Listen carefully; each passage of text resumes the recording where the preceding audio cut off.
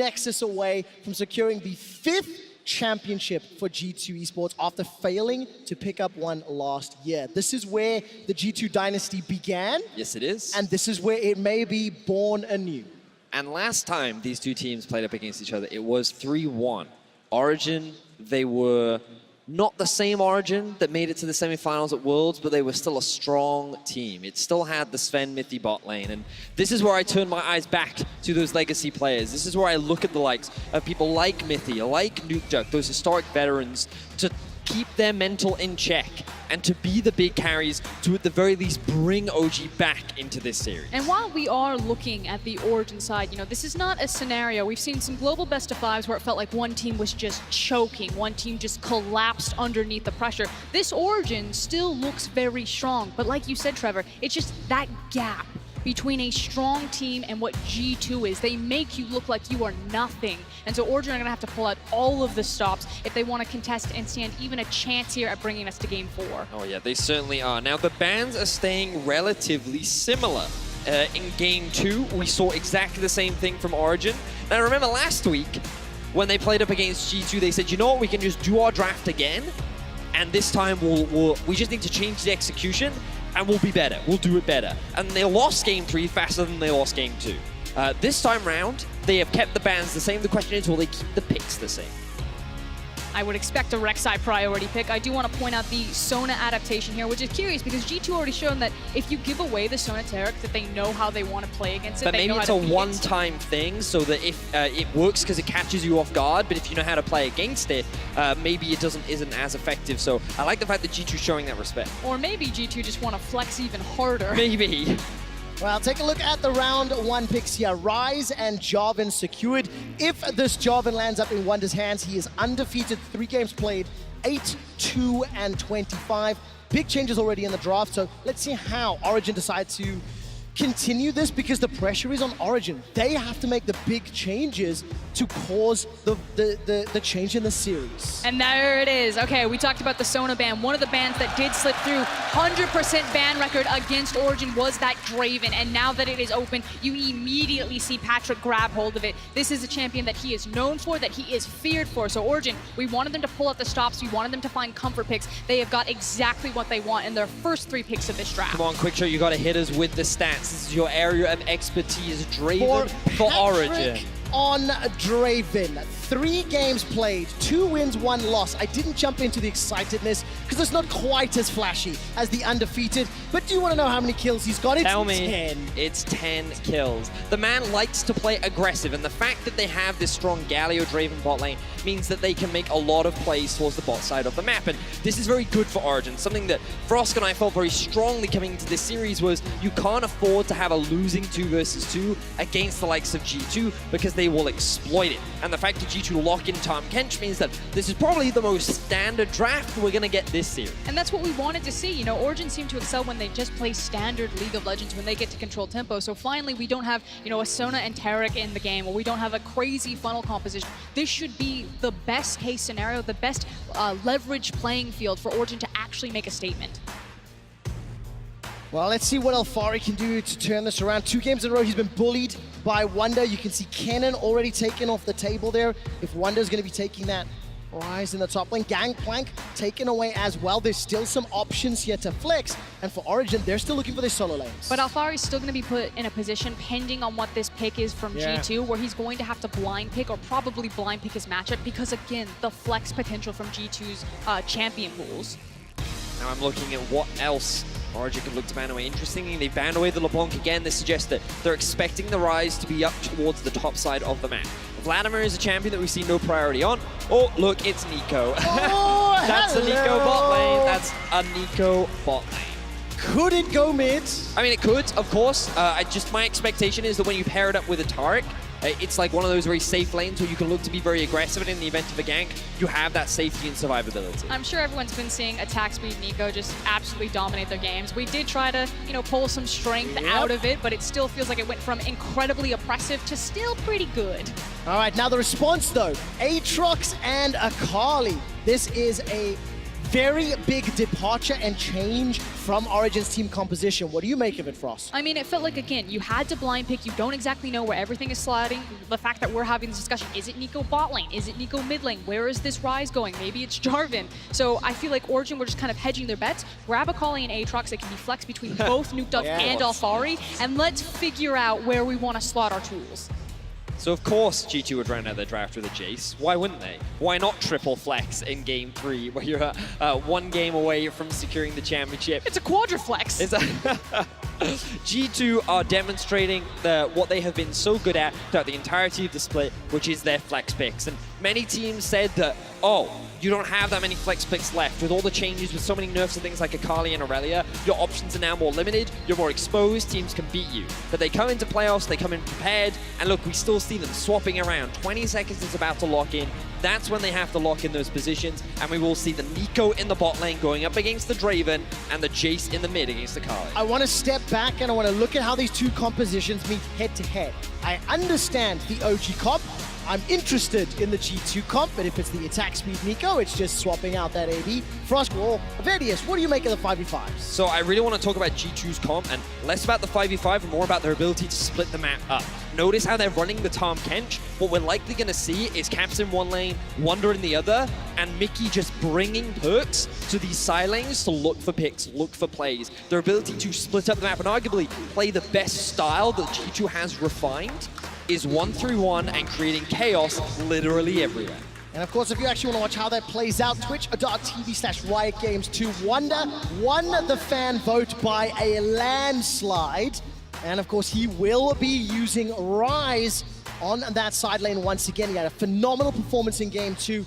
And Frosco, and he has had Alphari's number all day long. But Alphari does get a chance to kind of slap back with the Aatrox. I'm glad that you brought up the 1-3-1, the ability to split the map from G2, because Origen also have the tools to do that, and they're also a team that love to split up the map. But the goals that they do it are very different across from G2. They like to play the pressure and the objective game versus the collapse skirmish game. All right, we'll see which one's going to come out on top. Ladies and gentlemen, in the Ahoy Arena, put your hands together. What could be the final game of the night? G2 Esports leads the series 2-0. And hoop, Holland, hoop! Look at that flag on the rift. So, as we dive into this game, the first thing I actually want to draw people's attention to is Perks' summoner spells. He is going for the Comet. He also has a Doran's Ring in his inventory, which means it looks like we're going to be seeing an AP Nico in the bot lane for Oscar. And I know over in the LPL, this was something they were actually a big proponent of. Yeah, and it's going to work very similar to when you see other mages like the Orianna, like the Zoe down there. The obnoxious thing about AP Nico is her ability to weave the root through the cannon wave and then just start spamming and chucking Qs on top of you. It's a very poke-oriented champion with a lot of inbuilt utility that can set up very heavy for ganks. And I want to reinforce that, remember, when that root goes through minions, the more, when it goes through, your root duration is increased at the end as well. So if you ever get hit by it, you end up taking so much damage. And that root goes up to 3 seconds at max rank, which is absolutely devastating. I mean, the fact that your CC is rewarded when you don't have priority over the lane is pretty crazy on a champion. And is this Nico the answer to Draven? Is this something that you think G2 may have cooked up? What's cool is that Draven is going to put a giant target on the ground where he's going to grab his axe. I'll hold it though. All right, let's take a look. Flag, drag, very good flash from Alphari, but successful gank G2. Now back to Draven very quickly. Because he's going to pretty much telegraph exactly where he's going to walk, it makes it that much easier to land the root, which does have a pretty big wind-up animation on it. I will say though that in terms of the straight-up 2v2, Draven Galio should definitely have the advantage. Yes. Nico doesn't have a lot of mobility in the lane, and outside of level 6, she is very squishy. And as you can see, hello, Origen! Welcome back to Rotterdam. just as we talk about the 2v2, the all-in power of this Draven Galio is monstrous. They catch Mickey and Perks off guard, and they find themselves first blood, but Mythic...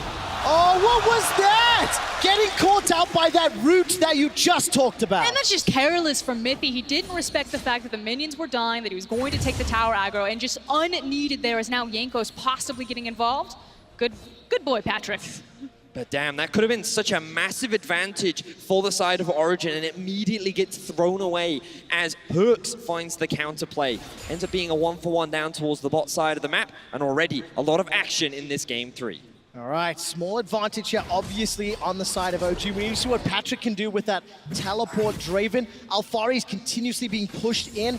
Huge wave in front of him as he's down 13 CS for now, and Nukeduck gets jumped on by Caps. Nukeduck turns it back around, takes a Mercurial Hammer shot to the face, and Caps escapes for now. Now, while we've been talking so much about the bot side of the map, the other thing we need to talk about is these two solo laners, because first I want to bring people's attention back to the World Championship of last year. One of the counter picks that came out for Aatrox was in fact this Rise, but I don't have time because Nukeduck's getting ganked. No, we do not. Once again, another flash. Jankos getting them. Continue story time. No. Nope. Mercurial Hammer once again knocking it back. If the accelerated shock blast comes down, maybe, but just not enough damage yet. So, the reason why I wanted to mention this was because this is actually a pretty advantageous matchup towards the top side, and it was something that G2 drafted early on, so they could flex it wherever they got the best matchup. They then saved the Jace pick for the end, and this is also considered a pretty good matchup into the Akali. I think it was popularized by Rookie as well over in the LPL, and it's something that you can just itemize early magic resistance. The Q can hit you even though you're in the fog of war. You can knock the Akali back and keep her at arm's length, and during the laning phase, you can just constantly harass her. So G2 actually have winning side lanes,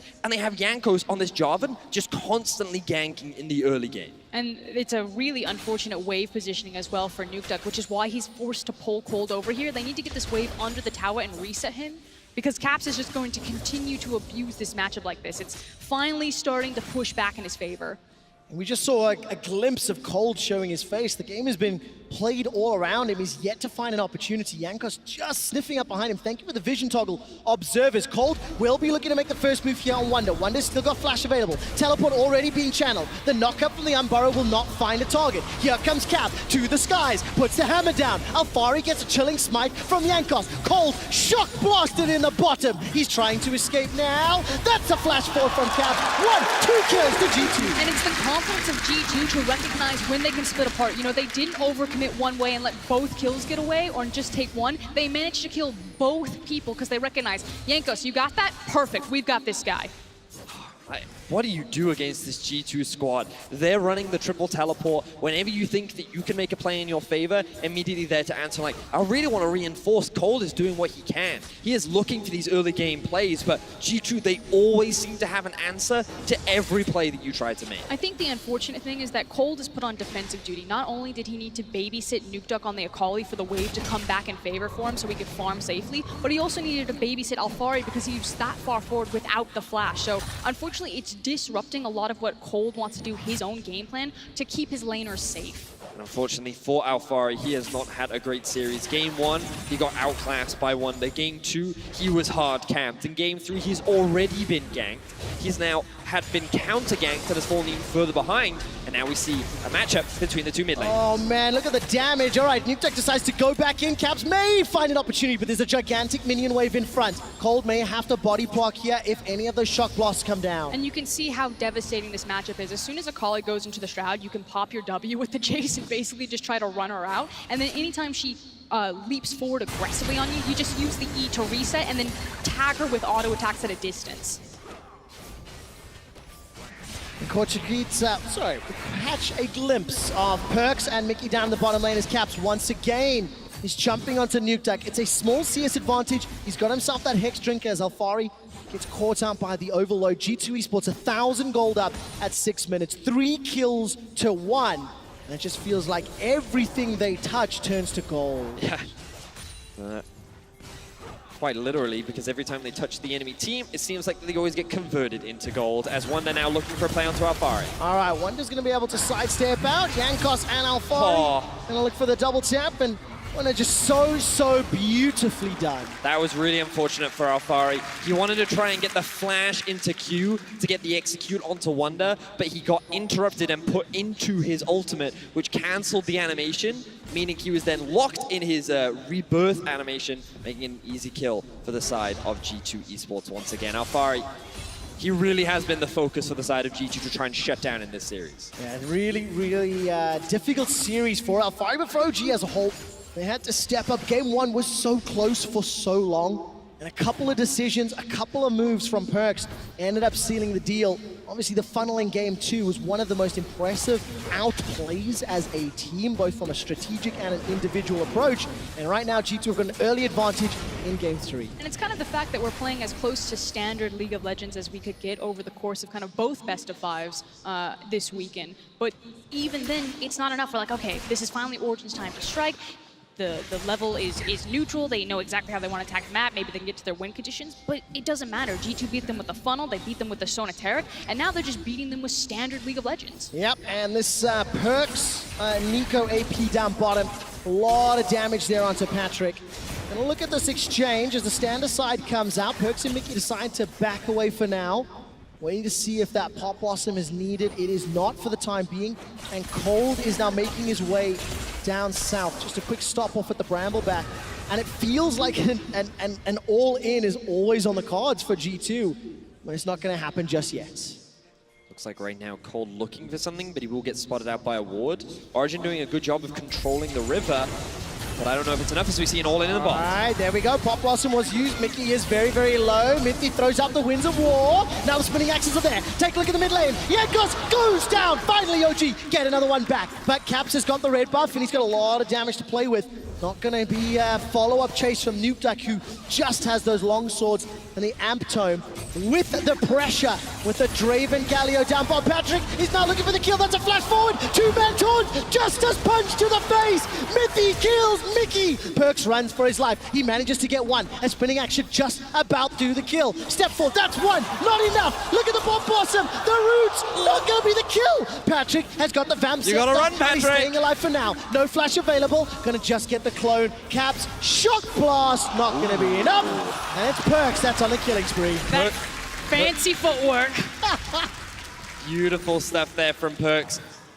Caps ends up coming down, forcing Patrick to have to dive underneath the turret.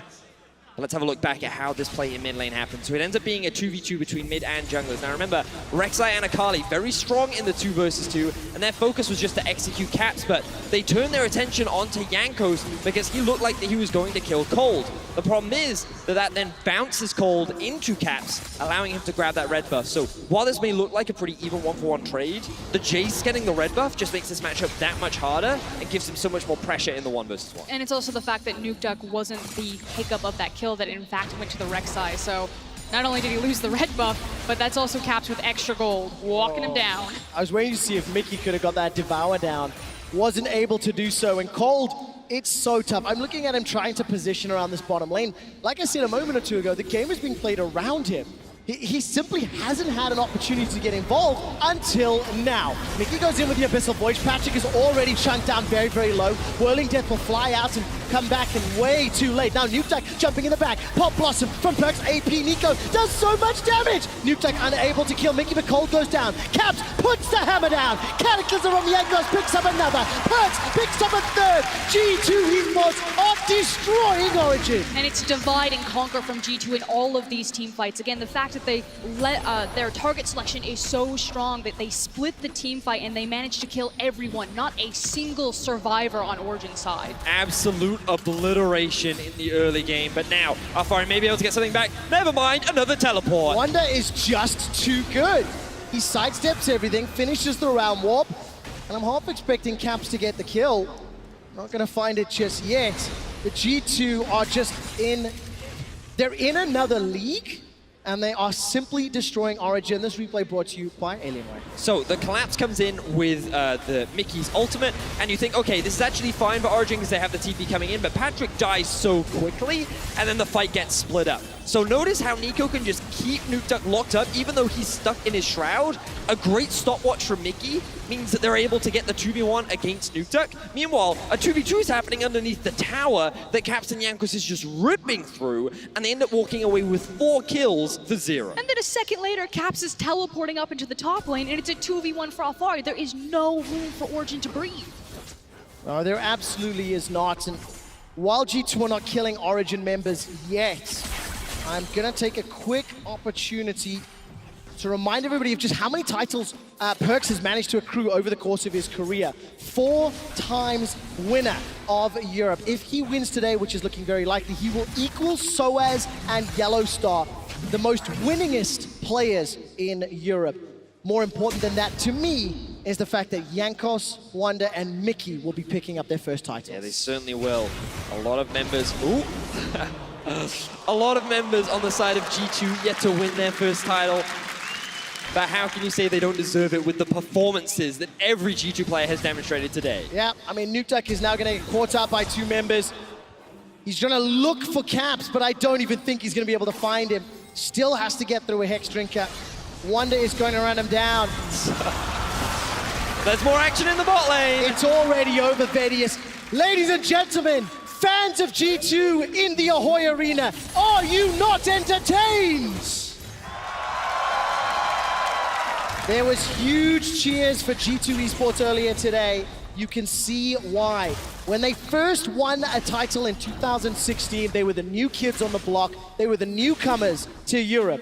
They won 4 in a row, and then what's looking like their 5th title is going to be a reignition of the G2 dynasty. And I think it's time for G2 to step out of the shadow of being the villains of Europe, and people need to respect them as the possible heroes. If any team is going to make the international stage tremble, it should be this one. We have never seen a collection so dominant as these 5. I've said it before, I've said it again, I will say it again rather. This EU roster has the potential to be the greatest European roster that Europe has ever produced. And G2 have looked so dominant in this final. Every game has looked so one-sided, and G2 have done it differently in every single game. G2 have looked so dominant this year, Vedius, and it has not stopped. Wonder will get caught up by Alfari, but I don't even know if he's got enough to kill him. Wonder's able to escape with his life, and the World Ender will end Origen's world, as it is Mickey that picks up the 15th kill before 15 minutes. G2 Esports, Origen have family. Look at what you're doing to them. And it was a difficult series for Origen coming into it. And everything that Origen tried to do, G2 had an answer for. We are close to a 10K gold difference between these teams at 15 minutes in. It is crazy how fast G2 are just speed running. Games done quick on Origen. If you're a European fan watching this right now, imagine what this team is going to do. Very ambitious. Yeah. We'll ignore the Game 4 POV, but I mean, if you're a European fan watching right now, just imagine what this G2 is gonna, what opportunities they have at MSI. They are obviously one Nexus away from securing that position, but they have been the #1 team all split. Nico, Perkz takes down Patrick. Mickey forced to flash defensively. 9,000 gold up, 16 minutes in. They set the quickest Baron record of the split. This is G2. They might be able to break it this game. And we're talking a lot about G2 and how dominant they've been, but you've got to look for a first split for this Origen squad. They have had a very impressive split so far, and while for sure, this game by no means is over yet. On paper, expectations are that they should not be able to come back from such a massive deficit so early on into the game. And again, their goal at the beginning of the split was just to make playoffs. The fact that so many of these players who have achieved a lot on unsuccessful teams to be able to make the final just showcases the caliber and talent that this roster does possess. And while this split, they could not compete against G2, they now have a benchmark to work towards. I mean, to be fair, no one could contest G2. Basically, they took a vacation in the back half of their summer split to prepare for this moment. 1, 2, 3, goodbye! That's going to be a taunt out from Mithy, but G2 Esports inside the base. Can they finish this before 20 minutes? Pop Blossom goes down. Perkz and the rest of G2, they may be looking to set the fastest win of European Finals history. They're pushing onto the Nexus turrets. It's 17 minutes into the game. They've got a Rift Herald to help out. G2 Esports, they're going to find one Nexus turret. The Shelly is going to go down. G2 back away. Minion Wave starts to conga line its way in. 17-minute Rift Herald Nexus Siege. That is the only consolation prize, is that Origen don't have a dancing Rift Herald at their base. Unfortunately for Origen, they're looking at death in the eyes right now, and they have no answer as G2 are obliterating them. Nuktuk now looking for at least something back. All right, a little bit of a numbers advantage here, but G2 are able to escape for now. Nuktuk dashes forward. Void Rush from Cold comes out. Devour buys some time, but look at the damage out. Mickey jumps in with the ultimate, still chasing. Origen behind, 10,000 gold. Shock Blast almost kills Cold. And you could smell the desperation from Origen. They recognize that this is the one window that they have to attack G2 before they all go back and spend all of that gold, all of those towers that they've taken down. Ladies and gentlemen in Twitch chat, press F to pay respects because OG's funeral is coming up. Alfari gets one. For it. Here's the base. The team, before 20 minutes, is looking for it. G2 Esports are looking at the Nexus. Origen, they're trying to fight back, but they cannot do it. Origen are crumbling to G2. Europe kneels to its champion, G2 Esports. The world awaits G2.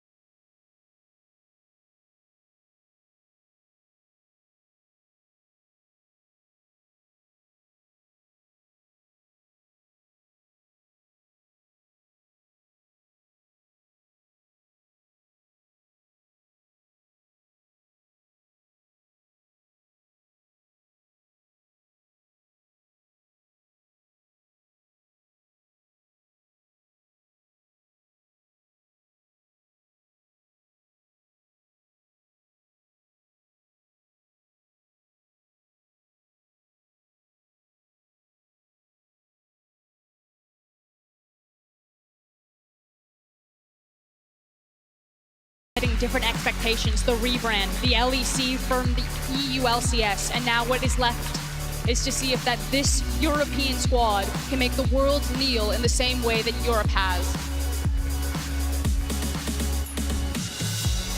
Ocelot and G2 Esports made the biggest roster move of the offseason, securing caps. It has paid off leaps and bounds.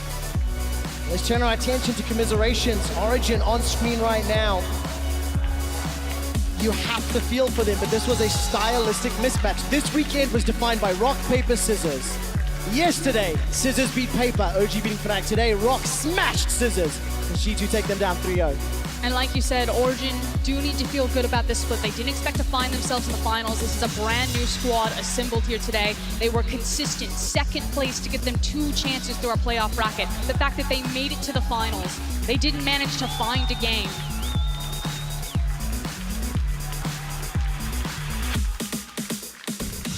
Is this the beginning of another dynasty? How long will the reign last? That's a good question. Fnatic have won 7 of 13 titles. G2 have won 5 of 13. And it's going to be so difficult to see how you catch up to this team. G2 Esports thanking all of the fans that have come out here to Rotterdam as they head to their prize. And as they do, there is more happening in the Ahoy Arena as Law will speak with Caps, Yankos, and Grabs in just a minute. After that, Perks, Mickey, Wonder, and Ocelot will join Shocks on stage. Before that, it is the climb to the prize. It is the steps to the trophy.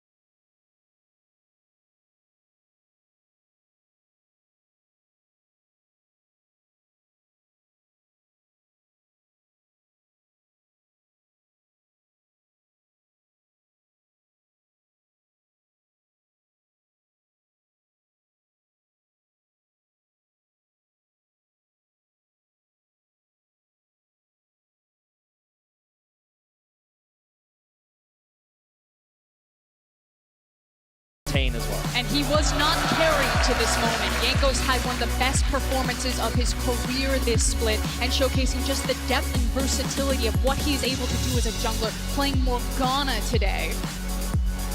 Huge credit to the support staff and coaching staff behind G2. Imagine being in their ready room. Imagine hearing those players go, we're gonna funnel Pyke on final stage. Imagine saying, can you do better than 25 minutes? And G2 is saying, yeah, I'll give you 18. And now Ocelot building this roster, taking the gamble. He celebrates this moment in the glory as well. You know, and that's what it was. This roster was a risk. When we saw it at the beginning of the split, one of the biggest questions was, could Perkz compete with the best in that position? Could this roster, this mishmash of talent, really compete? And they just proved to the world that not only can they compete, they can dominate. This roster is a celebration of League of Legends. They play the game the way my solo queue feels. It is with passion. It is a celebration. Ahoy, Rotterdam! It is G2 Esports!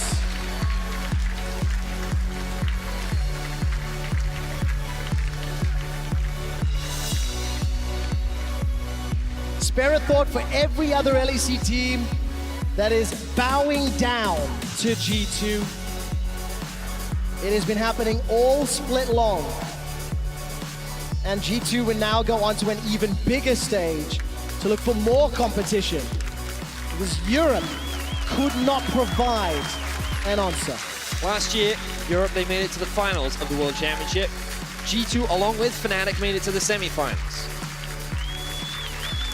This team, this organization, we heard it from Ocelot, their goal was to overcome that. They wanted to bring a title back for Europe, and that's why they took this gamble, that's why they built this roster. And the way in which they won this final, the way in which they looked so dominant. All eyes are now on G2. All eyes are looking at this European superstar roster to see how they will compete against the best around the world. I absolutely love seeing the lap of honor here, celebrating in front of 9,000 fans in Rotterdam. There's some beautiful irony to where it all began, the last time G2 and OG faced off against each other. But this was a very, very, very, very different showing. And now it comes down to expectations. What do we have for G2? Yes, they are filling in the shoes that Fnatic have paved for them in making that world final, but can G2 do one better? They didn't get the chance to face Fnatic in the final today, but they can do one better and bring home an international title for Europe. And what a statement. I mean, going into MSI, looking at the funnel comp, looking at AP Nico bots, looking at Zaya Rakan, like, good luck to everybody else. I mean, all I'm looking at is the rematch of Faker and Perkz, except this time it's in a different position, right? Like, the last time they met, the last MSI, I believe it was 2017, Perkz had some very impressive showings against Faker, but now Perkz is saying, I have one better. I have my younger brother, my superstar, my MVP. Good luck to Faker. I mean, that's really the best part about this G2 roster is that we get to now send internationally not just Caps, but Perkz and Faker. And he's probably going to play mid lane champions at least once anyway, right? So we've definitely not seen the end of that. Rotterdam, I have to say thank you so much for the cheers and the volume and the noise. You guys have been fantastic. I do have to ask one last time before they're going to take my microphone away. Rotterdam, what is your region? Thank you so much for hosting us. Thank you so much to everybody watching online. We are not done. We have several interviews coming up. We have PGL being set up as well. With Shocks and many members of G2 Esports, but there wasn't enough game time to truly celebrate both of these teams. It was an 18-minute final game. It was basically an 18-minute eulogy to Origen. And I know we're in celebration mode, but I have to pick up on that point, Frosker, and spare a thought for Origen, spare a thought for the new LEC playoff format. They came in and dismantled Fnatic yesterday, but G2 was a bridge too far for them to overcome.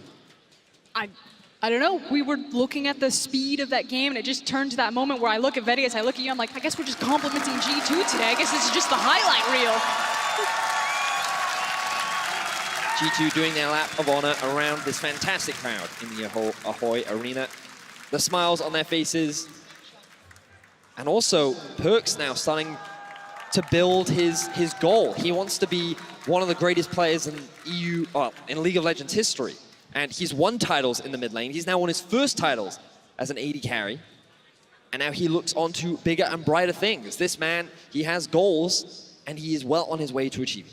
Did Yellow Star win titles in both ADC and support? I believe he did. So now Yes, he did. He did indeed. Perkz has not only tied up the record of titles, Yes. but also the record of Role swaps that was role successful. swapping and grabbing the title. Absolutely the case. It wouldn't be a cast without a quick stat, and this one is both painful and celebratory. Coming into today, the quickest finals that we've ever had in terms of game time was G2 Esports beating Misfits in summer 2017. It took them a total of 104 game minutes. Today's record beats that by over 30 minutes. G2 smashed their own previous record and won a European Championship final in a combined game time of 74 minutes and 32 seconds. That is one hell of a quick final stat. It's not even 7 p.m., Trevor. I mean, we can make dinner. That's amazing. I think they had dinner reservations, but it boggles my mind. 30 minutes quicker. Guys, wrap it up. I've got dinner reservations. I need this to be done in 20 minutes. Oh my word. You have to, of course, take into account different games, different rosters, but it's just that is dominance. That is illumination nothing, of dominance. That is nothing but like, and you can't take anything away from Origen. Origen is a good team. Yes. Like Origen is strong, and G2 made them look like nothing. Am I allowed to be a little bit selfish? Of course. Oh, how's that tattoo going? So Frostgurn, please inform our viewers. There was a bet that was made between Trevor and I on EU4 at the start. I said G2 will win the split, and if they do, Trevor must get a tattoo of a frog. I'm thinking right here. No, it will not. It will not be. I am a man of my word. I will get the tattoo in the summer split. We will record it. I just need to figure out which are different problems. To get more insight on G2's win, Law is ready with 3 of the players. Thank you very much, guys, and thank you all for joining me on stage. Congratulations on winning the first LEC final. Give it all, guys, one more time. Thank you. Gaps, I saw you 3 hours before. I guess winning the MVP wasn't enough for you. You're also the first player in Europe to win a split with 2 different teams. Is it special for you? I mean, it means a lot, right? Yeah. Obviously, I feel like we talked so much about it already, but we took a lot of risks going on this team. It's obviously pretty crazy, Luca going 80. And to see us play like this in the final, in front of so many people, and we still have the confidence, and we still have we still go for the plays, you know, through fun and all these kind of things. It's crazy. And that's what makes you so successful here. Jankas, I gotta ask, what do you think about having playing supports in the jungle again?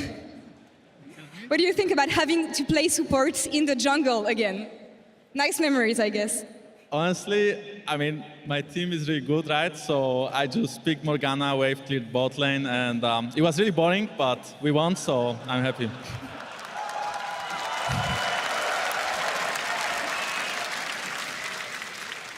Well, go ahead. at least it was not Brom. At least it was not Brom. I think we were a good bot lane. This is also important for you. I mean, this is your first title as a champion. I mean, guys, you've been playing for 7 years. This is your first title. How happy are you right now?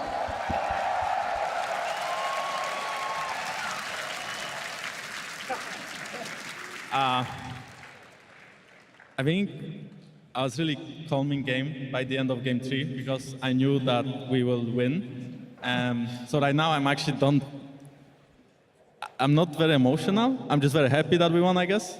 But my eyes are on MSI because I never ever played against Faker in a serious game. And even though I'm a jungler, I kind of want to go to MSI and play, you know. We'll get back to MSI later. Now, I turn to the coach. I mean, props to you also. You built an amazing team. How proud are you right now of your team and the guys and what they pulled today? I mean, of course you're proud if you go with those guys for half a year. They're really annoying, but in the end it worked out. So I'm happy, but at the same time, 4 more weeks, especially with Caps and Jankos, could be a bit rough on my nerves. But of course, such a final is amazing. Can you talk me through what happened in game 2, please? Because nobody was expecting a draft like that. Can you talk me through what happened in game 2? Because nobody was expecting a draft like that. I mean, in game 2, basically, we went into the game and said, okay, Stoner Turret is a thing. It's really annoying. What else is annoying? So funnel. And we had experience from last year, and so we just out-annoyed them. And it's a headache for every analyst out there. I was hearing backstage that G2 may be the best team Europe has seen ever. Do you agree, Caps? Well, I mean, we're gonna have to prove that at MSI, right? So I think we definitely have the potential, but I don't want to get ahead of ourselves, right? We still have a lot of teams to beat. Faker is also there, you know, so gonna have to win some games first.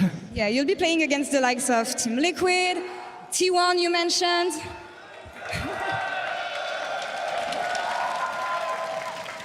And I guess you also want to take your revenge on IG if they qualify.